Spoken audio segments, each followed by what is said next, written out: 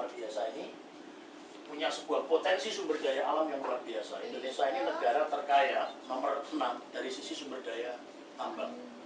Ya, tapi apa kenyataannya Bapak Ibu? Ya, kita punya sumber daya tambang emas itu terbesar nomor 1 di dunia. Ya, nomor 2 di dunia. Tambang tembaganya itu terbesar nomor 1 di dunia. Emasnya terbesar nomor 2 di dunia. Tapi kenyataannya Bapak Ibu, siapa yang menikmati? Ya, semuanya yang menikmati asing. Ya, saya ingin menceritakan dulu tentang negeri kita yang luar biasa ini, ya. Kemudian Bapak Ibu, kita punya potensi cadangan minyak, ya, yang luar biasa melimpah Bapak Ibu. Ya, tapi siapa yang menikmati? Ya, Pertamina Bapak Ibu cuma 35 dari prosentase terbesar yang ada. Ya, kemudian kita lihat lagi Bapak Ibu sekalian, konsumsi bahan bakar minyak per tahun itu 49 juta kiloliter. Inilah potensi pasar dari besarnya penduduk Indonesia yang sekarang ini menjadi incaran asing. Ya, kita punya potensi pengguna handphone itu mencapai 236 juta. Bapak Ibu pasti handphonenya nggak hanya satu. Ya, rakyat Indonesia mencapai 250 juta yang otomatis menggunakan listrik, air, PDAM, jasa keuangan dan lain-lainnya. Ya, tapi Bapak Ibu, siapa penikmat semuanya?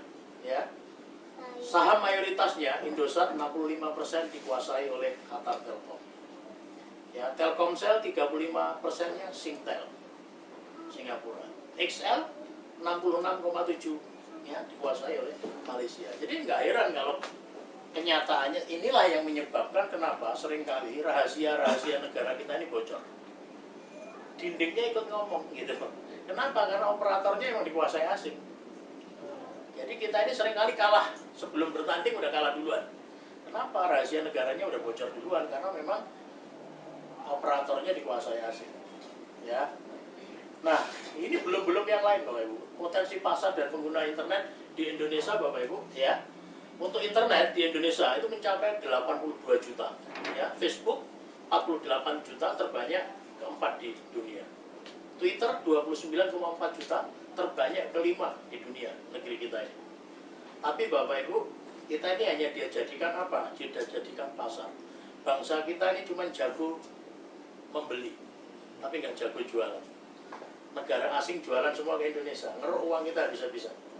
Ya, bank-banknya pun perbankan Bapak Ibu, tinggal namanya saja yang Indonesia. Tapi 90% lebih ya sahamnya dikuasai asing. Inilah yang ironis Bapak Ibu sekalian. Nah, Indonesia sebagai konsumen dan penghasil keuntungan yang luar biasa untuk asing. Nah, lihat jumlahnya seperti ini. Padatnya kendaraan bermotor di Indonesia, di Jakarta, baru-baru ini sekitar seminggu yang lalu, saya sama istri saya baru aja jalan-jalan ke Eropa. Rasanya di sana 2 minggu aja udah nggak betah, saya pengen pulang. 2 minggu aja. Di sana jalannya lengang begini. Kenapa? Karena mobilnya habis dijualin di negeri kita. Ya, ini gambarannya Bapak Ibu. Macetnya di kita, di sananya enggak. Nah, kondisi jalanan di Eropa ironis sekali dibandingkan dengan bangsa kita. Nah, potensi lahan yang belum produktif di Indonesia begitu banyak Bapak Ibu sekalian. Jumlah lahan yang tidak produktif di Indonesia mencapai 39,7 juta hektar. Ya. Potensi iklim dan kehutanan di Indonesia ini luar biasa. Indonesia adalah sebagai paru-paru dunia, merupakan hutan tropis terbesar ketiga di dunia. Memiliki iklim yang sangat cocok untuk mengembangkan kehutanan. Ya. Kita ini negara terbesar ketiga dari sisi hutan. Ya, setelah Brasil, setelah Kongo. Nah, tapi ironisnya Bapak Ibu, Indonesia juga mendapatkan anugerah dalam hal ini. Dengan potensi iklim yang luar biasa, tapi Indonesia ini juga perusahaan hutan tercepat di dunia. Indonesia tahun 2008 dapat Guinness Book World Record ya, sebagai perusahaan hutan tercepat di dunia. Menghilangkan hutan 51 km per hari. Nah, Indonesia yang merupakan boleh dibilang kekayaannya luar biasa, ya. Indonesia antara potensi dan kenyataan. Indonesia yang menjadi negara terkaya dari sisi sumber daya alam nomor 6 di dunia, Tapi kenyataannya yang kayak begini ini di negeri kita masih banyak. Ya, kita kalau ke negara lain Bapak Ibu, rasanya uang kita ini nggak ada harganya. Ya, saya kemarin Pak di Eropa itu bayangin kita kalau buang air kecil gitu 1.000 2.000 aja udah teriak-teriak. Kalau di sana Pak buang air kecil Pak, ya itu bayarnya Pak 2 euro. 2 euro itu kalau 1 euronya 15.000 berarti 2 euronya 30.000. Udaranya dingin sehari bisa pipis berkali-kali. Jadi sekali pipis 30.000. Kalikan aja berapa kali. Ya, aqua Bapak Ibu ya segini ini harganya berapa? 6 euro. Uang kita nggak ada harganya ya. Tapi luar biasanya ya orang Indonesia kalau ke Eropa sangat dihormati. Kenapa? Karena dikenal tukang belanja. Ada sebuah mall namanya Lafayette. Kalau kita masuk ke sana, begitu tahu orang Indonesia yang datang, semua pelayannya diganti Indonesia. Supaya bisa ngomong, supaya orangnya belanjanya gila-gila. Orang kita sok-sokan kalau belanja, ya. Ada teman saya kemarin beli koper itu kalau dikuruskan rupiah, kopernya itu Pak kecil gitu. Mungkin kalau di sini saya suruh bayar 1 juta juga nggak mau gitu. Tapi harganya berapa? 48 juta kalau di rupiah. Buat apa? Ya kemarin saya masuk dengan kelompok minoritas karena banyak sekali mereka orang-orang Cina kaya-kaya. Saya yang dari orang Jawa cuma 3 orang. Nah, tingkat pendidikan kita, potensi yang luar biasa ini, ya kenyataannya Bapak Ibu, tingkat pendidikannya rendah, tingkat kemiskinannya mencapai 28 juta. Tingkat kerusakan hutannya tercepat di dunia, ya. Pendapatan per kapita dibandingkan negara Singapura yang tidak memiliki sumber potensi yang berlimpah seperti Indonesia, itu masih sangat jauh Bapak Ibu. Singapura, ya, pendapatan per kapitanya lebih dari 50.000 US dollar. Indonesia berapa Bapak Ibu? Kalah kita dengan Malaysia, dengan Thailand, baru 4%. Ya, Indonesia memiliki banyak dan beragam potensi, tetapi yang memanfaatkan adalah pihak asing. Kalau kita semua sadar akan hal ini, Bapak Ibu, ya, jadi apa yang dibilang lagunya Cita Tata itu benar, Bapak Ibu. Sakitnya itu di sini, ya. Sakitnya itu di sini, Bapak Ibu. Kenapa? Karena kita yang boleh dibilang negara yang berlimpah ruah luar biasa ini Pak, yang menikmati asing. Artinya apa? Hakikat yang sesungguhnya kita ini Pak masih dijajah oleh asing. Cuman pola menjajahnya yang berbeda. Kalau dulu penjajah kolonial 350 tahun menjajah kita, ya coba. Saya nggak kebayang juga waktu itu. Indonesia punya penduduk mungkin saat itu Bapak Ibu penduduk kita udah 100 juta zaman kolonial itu. Saya yakin Bapak Ibu, ya Belanda itu jumlah penduduknya saat itu Bapak Ibu paling bangsa berapa? Kalau kita sekarang aja penduduk apa namanya Amsterdam itu jumlah penduduknya 600.000. Kemarin waktu saya di Belanda, kok bangsa kita dulu kalah ya? Gitu, 100 juta penduduk kita paling kan tahun itu ya, masa kalah sama 1 juta orang? Sampai 350 tahun lagi. Gitu. Padahal Pak kalau sekarang ini, saya yakin kalau diulang lagi perangnya, orang Indonesia datang ke Amsterdam semua disuruh kencing, banjir. Kalah mati semua. Disuruh kencing semua aja udah banjir pasti. 250 juta. Dan saya ngelihat di Belanda sana, itu sedih gitu. Semua kayu banyak banget di sana, tapi itu saya yakin itu ngambil dari bangsa kita. Negaranya dibangun dari negara kita. Tapi udah diambilin 350 tahun. Bangsa kita ini masih kaya Pak. Kaya apa dulu? Kalau belum dijarah Pak. Udah dijarah aja masih kaya Pak bangsa kita. Masih terkaya nomor 6 di dunia. Udah dikeruk habis-habisan ratusan tahun. Nah untuk itulah Bapak Ibu sekalian, negara kita ini masih dijajah. Nah, apa lalu solusi untuk Indonesia ini Bapak Ibu?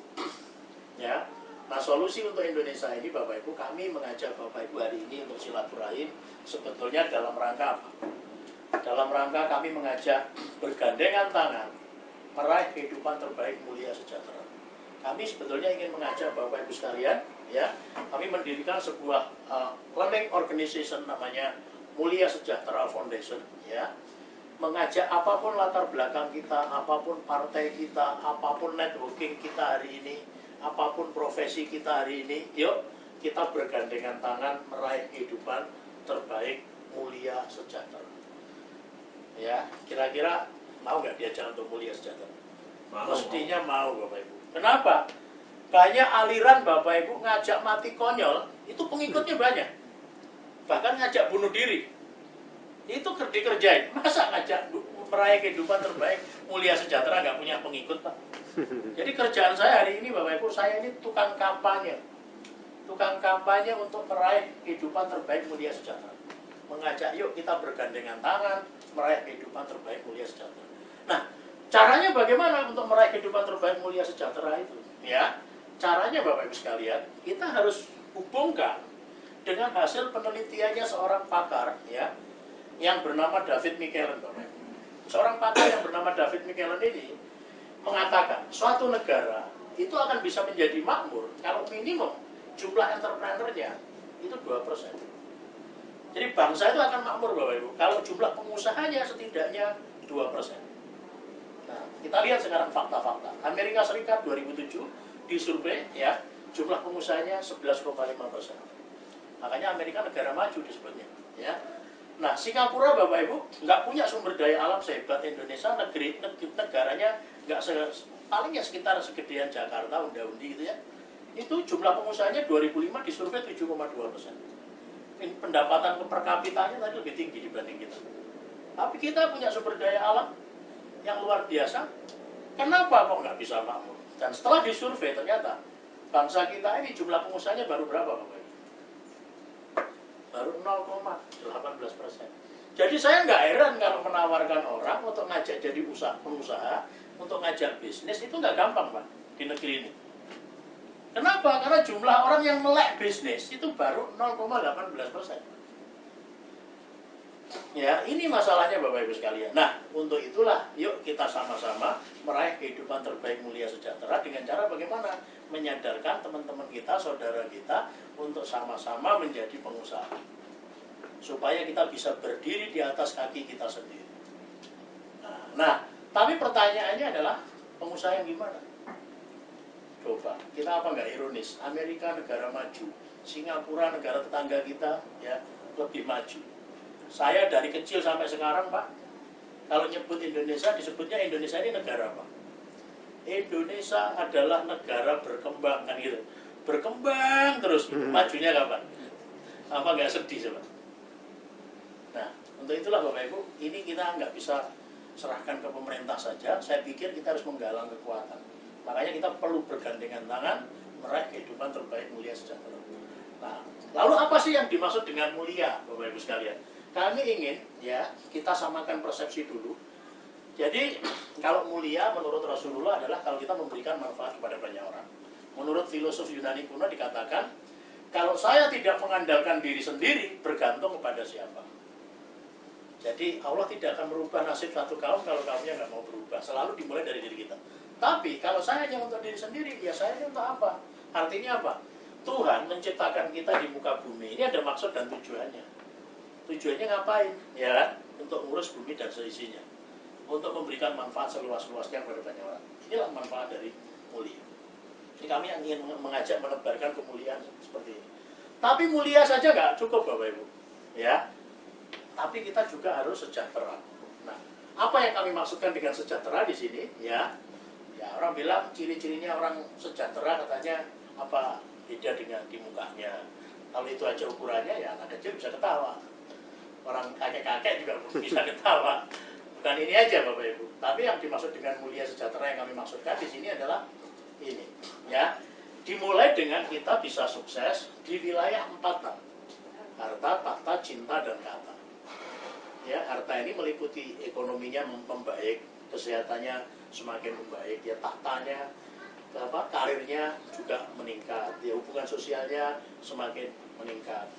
Ya, cinta hubungan dengan Tuhannya dari hari ke hari semakin membaik, dengan lingkungan juga semakin baik, dengan keluarganya semakin baik. Ya, kata ilmunya semakin meningkat, kepribadiannya semakin meningkat. Tapi ya ini nggak lengkap kalau nggak ditambahkan dengan rasa bahagia. Jadi Jadi yang kami maksud dengan sejahtera adalah kita raih kesuksesan di 9 dimensi kehidupan ini, harta, tahta, cinta, dan kata ini, lalu kita tambahkan dengan rasa bahagia. Kenapa Pak kok mau ditambahkan dengan rasa bahagia? Karena faktanya Bapak Ibu, di luaran sana banyak orang yang bisa sukses, tapi nggak bahagia. Itu nggak sejahtera artinya. Michael Jackson, ya kan? Kurang gimana? Namanya besar, ya kan? Tenarnya kurang gimana? Hartanya kurang gimana? Tapi karena nggak bahagia, tragis. Yang kami maksudkan bahagia itu adalah dalam hal ini adalah sukses yang ditambahkan dengan rasa bahagia, yaitu rasa bahagia di sini adalah dengan rasa syukur. Nah, inilah yang kami maksudkan sejahtera. Nah, untuk ini semua lalu kami membangun sebuah komunitas. Nah, bagaimana mewujudkan kehidupan terbaik mulia sejahtera tadi? Caranya adalah dengan cara kami membangun sebuah komunitas usaha yang identitasnya adalah TOPS ini. TOPS ini merupakan identitas dari T-nya ini tercerahkan, O-nya inovatif, P-nya profesional, S-nya religius. Jadi kami ingin mengajak Bapak Ibu sekalian bergandengan tangan meraih kehidupan terbaik mulia sejahtera dengan cara dimulai bergabung di sebuah komunitas usaha yang TOPS. Ini untuk memudahkan mengingatnya Pak. Jadi kan kita seringkali bilang, gimana tadi acaranya? Wah pokoknya TOPS banget deh, kan gitu. Nah, TOPS ini kita kasih identitas. T-nya ini tercerahkan, O-nya inovatif, P-nya profesional, S-nya religius. Kalau kita pengen punya kehidupan terbaik mulia sejahtera, kita harus kuasai dulu identitas TOPS-nya ini. Cirinya itu ya. Yang pertama Bapak Ibu, kita mesti tercerahkan dulu. Apa yang dimaksud dengan tercerahkan? Yang dimaksud dengan tercerahkan ini adalah memiliki cara pandang yang benar. Kenapa kok harus memiliki cara pandang yang benar? Ya, karena efek dari sebuah cara pandang terhadap nasib kehidupan kita ternyata itu besar sekali. Jadi cara pandang Bapak Ibu sekalian itu akan mempengaruhi tindakan kita. Tindakan itu akan mempengaruhi hasil, dan hasil itu akan mempengaruhi nasib hidup kita. Jadi kalau ada yang bertanya, Pak saya itu pengen sukses loh Pak, tapi kenapa ya Pak, kok hidup saya nggak berubah-ubah? Menurut Bapak yang salah di mana? Biasanya saya bilang, coba Pak pelajari ya, introspeksi diri, selama ini cara pandang Bapak seperti apa? Ya, kalau seringkali biasanya Bapak Ibu, orang yang nggak bisa berubah, ini cara pandangnya, ya, ini menjauh dari pertolongannya Tuhan. Apa cirinya? Orang-orang yang hidupnya nggak berubah, salah satu cirinya, dia egois. Ya, egois itu kan sebenarnya singkatan dari aging get out. Jadi menjauh dari jangkauannya Tuhan, menjauh dari pertolongannya Tuhan. Nah supaya Tuhan mau nolong kita, gimana caranya? Kita harus merendahkan hati kita. Karena apa? Janjinya Tuhan jelas.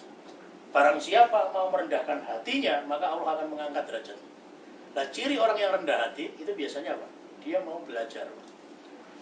Ya, belajar untuk mulai merubah dirinya. Nah, makanya cara pandang itu akan mempengaruhi tindakan. Tindakan itu akan mempengaruhi hasil, dan hasillah yang akan merubah nasib hidup Anda. Nah, apakah ini relevan? Kami hubungkan dengan sebuah hasil survei, Bapak. Hasil surveinya ternyata konkret sekali. Ini adalah hasil survei kondisi manusia setelah usia 65 tahun dari setiap 100 orang yang disurvei. Kalau cara pandang kita nggak berubah, kalau cara pandang kita salah, hati-hati. Begitu kita masuk usia 65 tahun, membuktikan setiap 100 orang yang disurvei, begitu masuk usia 65 tahun, dia mengalami kondisi seperti ini. Ya, 54 orang miskin atau bergantung pada orang lain dari setiap 100 orang yang disurvei. Yang berikutnya 36 orang meninggal dunia setelah masuk usia 65. Hasil surveinya, ya. 5 orang tetap bekerja, masih bagus ada yang terima usia 65, ya. Yang mandiri hanya 4 orang. Yang benar-benar sejahtera cuma 1 orang. Nah, sekarang siapa yang pengen sejahtera 1 orang? Oh, jadi Bapak Ibu nunggunya 65 tahun sejahteranya. Nah, kalau ada cara yang lebih cepat, kenapa harus nunggu 65? Benar nggak? Ini kalau cara pandangnya keliru. Nah, mereka cara pandangnya keliru kenapa, Bapak Ibu? Karena mereka, ya, data survei menunjukkan bahwa mayoritas manusia tidak sejahtera di usia tuanya. Mengapa? Karena mereka hanya memahami cara pandang ini. Mereka orientasinya kalau kerja itu pikirannya ya supaya punya penghasilan, ya supaya bisa digunakan untuk mewujudkan rencana masa depan gitu. Nah, Cuman masalahnya gimana kalau kita nggak kerja? Karena alasan usia, karena kita ada masalah dengan kesehatan, penghasilan kita akan berhenti. Nah kalau penghasilan kita berhenti, rencana masa depan kita nggak pasti. Nah mayoritas manusia rata-rata itu hanya memahami paradigma ini. Makanya jadinya kayak tadi. Nah kami mengajak Bapak Ibu punya cara pandang mulia sejahtera. Bagaimana? Memang mesti kerja, nggak ada yang lain. Tapi pada saat kita bekerja, pikirkan pentingnya Bapak Ibu. Bersamaan dengan itu pentingnya membangun sebuah aset. Bersamaan dengan itu pikirkan tentang pentingnya membangun sebuah aset. Dari kerja kita membangun aset, kita punya penghasilan. Penghasilannya digunakan untuk mewujudkan rencana masa depan. Bedanya di mana? Bedanya di sini. Jika suatu saat kita nggak bisa bekerja karena alasan usia, karena alasan kesehatan, kita udah punya aset. Yang menggantikan kita ini aset kita ini.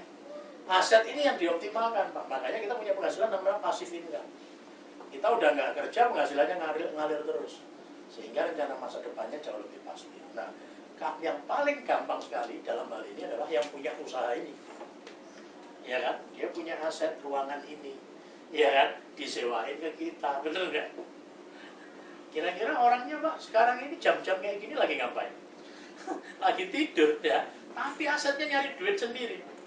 Inilah enaknya. Ya kan? Tanya, Pak, itu anak-anak ditanya di depan, bosnya lagi ngapain? Nggak tahu, Pak. Pokoknya taunya duit aja bosnya. Taunya ini aja, Pak. Itulah enaknya pentingnya membangun aset. Cuman masalahnya gimana, Pak, untuk membangun aset? Ya, untuk membangun aset yang pertama, Bapak Ibu, kita bisa menjadi seorang entrepreneur.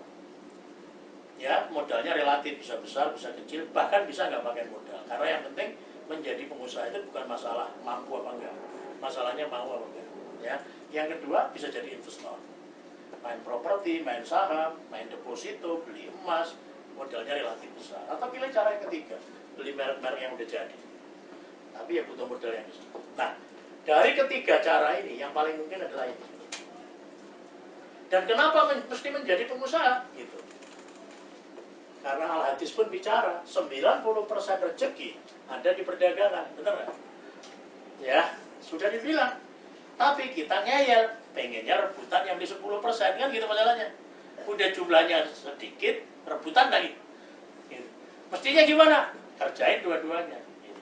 Allah memberikan rezeki melalui jalan yang disangka-sangka dan jalan yang nggak disangka-sangka. Dua-duanya dikerjain. Tapi orang malah senengnya, wah saya Pak kalau bisnis enggak lah, sama yang pasti-pasti aja, yang pasti nggak kaya-kayanya, yang pasti nggak cukup-cukupnya yang dipilih.